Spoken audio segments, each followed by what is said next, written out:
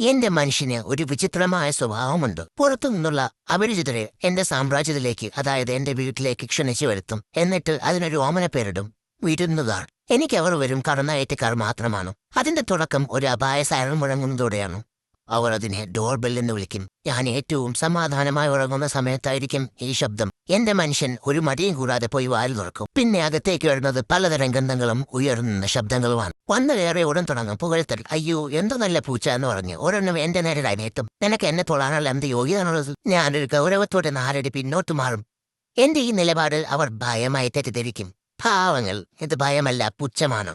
കുറച്ചു കഴിയുമ്പോൾ ഞാൻ സോഫയുടെ അടിയിലോ കർട്ടന്റെ പിന്നിലോ ഒളിച്ചിരുന്ന് അവരെ നിരീക്ഷിക്കാൻ തുടങ്ങും. അവരുടെ സംസാരം, ചിരി, വസ്ത്രധാരണം എല്ലാം എന്റെ സൂക്ഷ്മമായ വിലയിരുത്തലിന് വിധേയമാക്കും. കൂട്ടത്തിൽ പൂച്ചയെ തീരെ ഇഷ്ടമില്ലാത്ത ഒരാളുണ്ടാകും, അല്ലെങ്കിൽ കറുത്ത വസ്ത്രം ധരിച്ച ഒരാൾ. എന്റെ അടുത്ത ഇര അയാളാണ്. ഒരു സ്ട്രാറ്റജിക് നീക്കത്തിലൂടെ ഞാൻ മെല്ലെ അയാളുടെ മടിയിൽ കയറി സ്ഥാനം പിടിക്കും. അയാളുടെ അസ്വസ്ഥതയാണ് എന്റെ ആനന്ദം. എന്റെ മുടി മുഴുവൻ അവന്റെ വസ്ത്രത്തിൽ തള്ളിക്കയറ്റാനുള്ള എന്റെ ഐഡിയ. House that?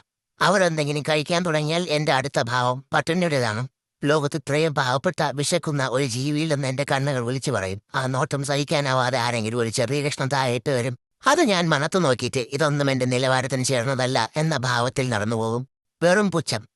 ആ നിമിഷം അവരുടെ മുഖത്ത് വിരിയുന്ന ഭാവം, അതാണ് എനിക്കുള്ള യഥാർത്ഥ ഭക്ഷണം. ഒടുവിൽ എന്റെ മാനസിക പീഡനം സഹിക്കാനാകാതെ ആവാം. അവർ പോകാൻ തയ്യാറാകും. അവർ വീട്ടിൽ നിന്നിറങ്ങുമ്പോൾ ഞാൻ വാതിൽപ്പടിയിൽ ചക്രവർത്തിയെ പോലെ ഇരിക്കും. എന്റെ നോട്ടം പറയും, ഇനി ഈ വഴിക്ക് കണ്ടുപോകരുത്. എല്ലാവരും പോയി കഴിയുമ്പോൾ മന്ദനായ എന്റെ മനുഷ്യൻ വന്നിട്ട് എന്നെ തലോടിയിട്ട് പറയും, നീ ഇന്ന് നല്ല കുട്ടിയായിരുന്നല്ലോ. ഹോ, ഈ ലോകം എത്ര വിചിത്രമാണ്. ഞാനാണ് ഈ വീട് ഭരിക്കുന്നതെന്നും എന്റെ അനുവാദമില്ലാതെ ഇവിടെ ഒന്നും നടക്കില്ലെന്നും ഈ മണ്ടൻ മനുഷ്യനെ ആരാണ് പഠിപ്പിക്കുക?